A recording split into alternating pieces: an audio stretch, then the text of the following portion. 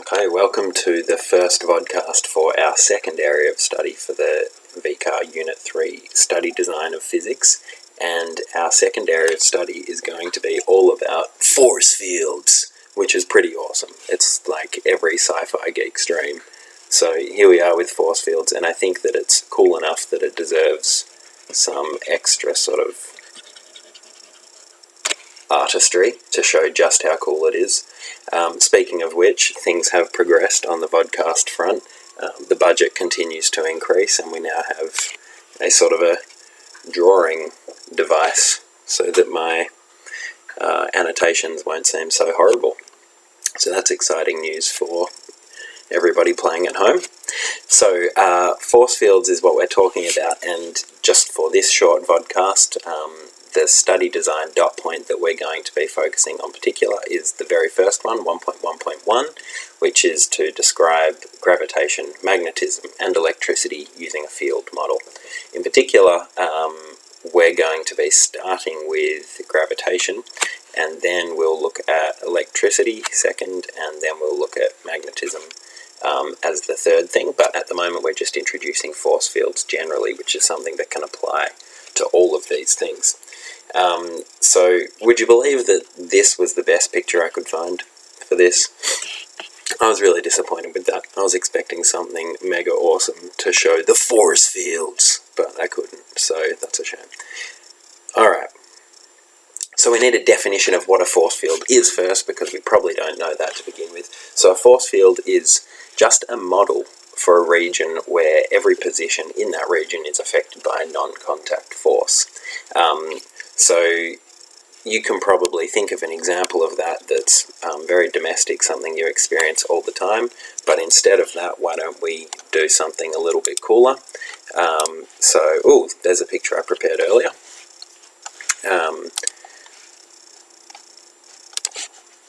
Still getting the hang of OneNote, I'll be honest. So here we have Magneto, and let's say that he is wanting to collect his paperclip, because, let's be honest, even the most heinous villains still have to do paperwork. So he has a little paperclip over here that he's trying to collect, and in order to collect it, because he's such a cool guy, rather than just going and picking it up like Joe Blow with a contact force, what he does is he creates a magnetic field with some wicked red lines. We're going to talk about how you show non-contact forces with field lines in a bit more detail shortly, but let's just say for now that we'll represent that with these lines that are coming towards him.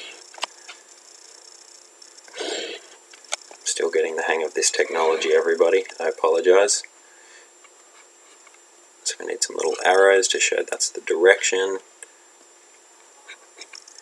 And so everywhere in this space where I've drawn these arrows is part of our force field, because anywhere in this point an object could feel or would be affected by a force because of Magneto's magnetic force that he's created. In case you're not sure about this, if you don't know what I'm talking about, Magneto is of course from the... where's it gone? Here we are. This is Magneto from the X-Men. I don't particularly like X-Men, but it suited quite well. So our field would be everywhere in here where he has created a region that would be affected by a non-contact force, including being able to pick up that paperclip. Now the next thing we need to know is to do with the direction of the force. So we've got this here, the direction, and the direction of the force on an object in a force field will always be the same as the direction of the field itself. So what does that mean? What the hell am I talking about? Well, what I'm saying is that this... I need my pointer. Or a hand. Hand is good. So this region, which is the field, you can see arrows for that field, and what we're saying is that those arrows are pointing in the direction of the force that any object that would appear at any of those positions that's the direction of the force that they would feel. So the direction of the force on the object is the same as the direction of the field itself. We'll get to this later when we talk about electric and magnetic fields, but it's also possible to have the exact opposite direction if we have a repulsive force. So that's something that we'll talk about later.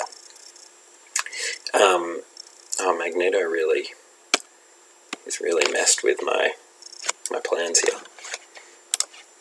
Excuse me while I sort this out again. Alright, magnitude, types of fields, this all belonged up here. Magneto messed it for me.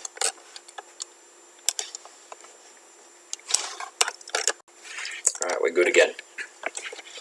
So the magnitude of the force on the object is going to be affected by two things. So we're looking at our paperclip here, and it's going to experience some force, which we can imagine. I might draw that in blue.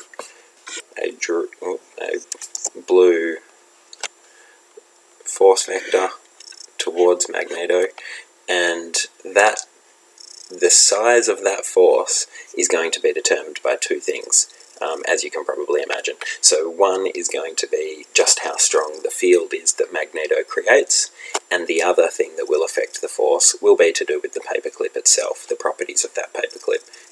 So it might be an iron paperclip, which would be a very heavy choice for a paperclip, but it would be excellent for the magnetic properties.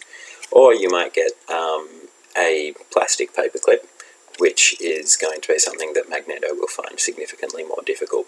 So there are properties of the object itself that will determine how much it responds to the field that it's within. So we've got those things, direction of force and magnitude of force. And what do we know when we've got something that has both direction and magnitude? Well, of course, what that means is that we're talking about something which must be a vector. So fields are vectors, so it's really important that we keep that in mind. So it's going to have to obey the vector rules that we've spoken about in the past. So we've got a few types of fields, and it's just important to define that as we're beginning. So the first thing is a uniform field. A uniform field is a field which is the same in different positions. So if you move from one place to another, the force that you would feel as a result of the field would be the same, both in magnitude and in direction. So to give a magneto example of that, what we mean is if we were to take our paperclip,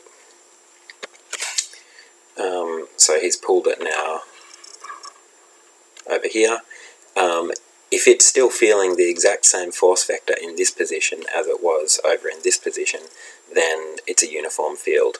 But most likely in this case, there's going to be, because it's closer to Magneto, it's probably going to be the case that the force gets stronger as it gets closer to him. And if that's true, then it would be a non-uniform magnetic field. So it's a magnetic field which is different in different positions. A static field is one which is the same at different times. In other words, as time passes, the field doesn't change.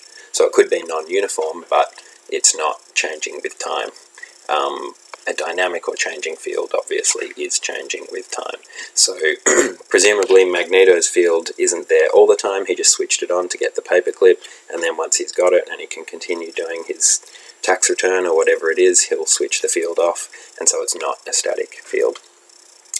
And then finally we've got attractive fields and repulsive fields. So an attractive field, that is exactly what Magneto has created here, because it is attracting things towards him. So it's something that the field is directed towards the source of the field, which in this case is Magneto. The opposite of that is a repulsive force, which goes the other way. So then we've just got a few conventions that we have to use when we're representing fields, when we're drawing them. I might switch on my blue. I'll be consistent with a red field. Okay, so the first thing is that the lines should be continuous, and they point in the direction of the field. So I already kind of did that with Magneto, but I've just set up this box to be able to draw some of the things I'm showing here. So if we have some lines,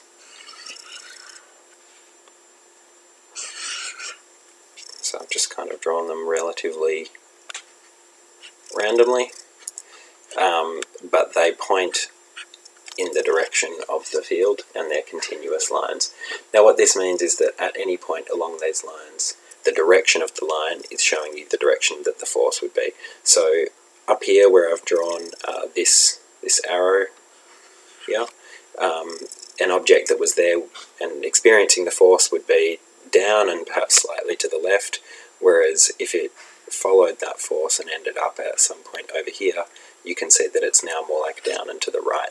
So it's pointing towards the direction of the force. The next rule is that lines should never cross. They must never cross or even touch. So you'll see that I have been careful to make sure that is the case so far. If I were to draw a line that did this, that would be a problem, or even a line that came along and just touched and did that, that would be a problem. Now, I better draw some arrows on this for consistency as well. But you might wonder why it's important that we don't have lines that are crossing, and the reason is this. Imagine that we have an object that is experiencing these forces in the force field, and let's say that it finds itself following the path of one of these lines, these force lines, or field lines I should say, and it gets to this point in space or in the region. Now the thing is, it doesn't know what to do. Does it follow the line down this way, or does it follow the line down this way? And those two things don't make sense. Ultimately it has to be one or the other. So it doesn't make sense for us to represent field lines where they touch or cross, because what that's indicating is that there are two different paths along which this thing would follow. But we know in reality only one of those things can be true. So the field lines must never touch or cross. And so then moving on to our rule number 3, or convention number 3, if we have lines which are, sorry, I'm still not very good at this.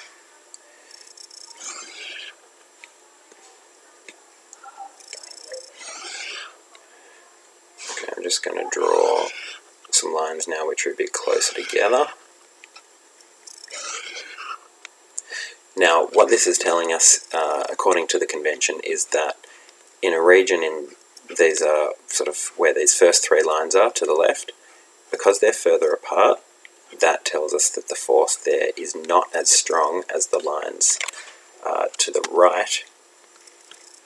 So these, anywhere around here, we have a stronger force than anywhere around here.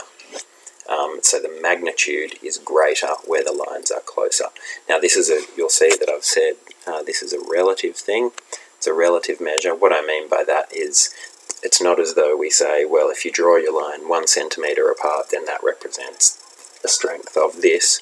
It's just that when we compare them within the same drawing, lines that are closer indicate a stronger field, and lines that are more spaced apart are a weaker field. I apologise for the background noise. There's no respect around here.